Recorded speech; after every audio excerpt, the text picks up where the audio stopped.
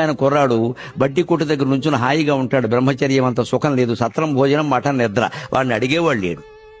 ఆ సాయంత్రం పూట ఈ చలికాలంలో సినిమాకి 5:30 వేళ మొదట ఆటకి ఎడుతూ ఉంటారు కొత్త దంపతులు. ఓ బండి మీద ఎడుతూ ఉంటారు. ఈయన ముందు బండి నడుపుతూ ఉంటాడు. ఈ వెనకాల ఆవిడ నడుం చుట్టూ చెయ్యేస్తుంది. తర్వాత ఆ చెయ్యి పీక మీద గెడుతుందని తెలియదు వీడికి.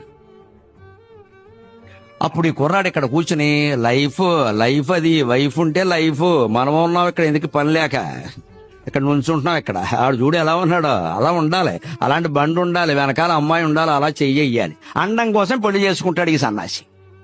ఇంతకంటే అజ్ఞానం ఉన్నాడా? అప్పుడు చూడకూడదు దంపతుల్ని. ఆ చలిలో 10 గంటలకు ఆట అయిపోయాక వాళ్ళు తిరిగి వస్తూ ఉంటారు. టైర్ పంక్చర్ అవుతుంది. ఈ మొగుడు దిగి దాన్ని బాగు చేస్తూ ఉంటాడు. బాగు చేసేవాడు తిన్నగా ఉండడు.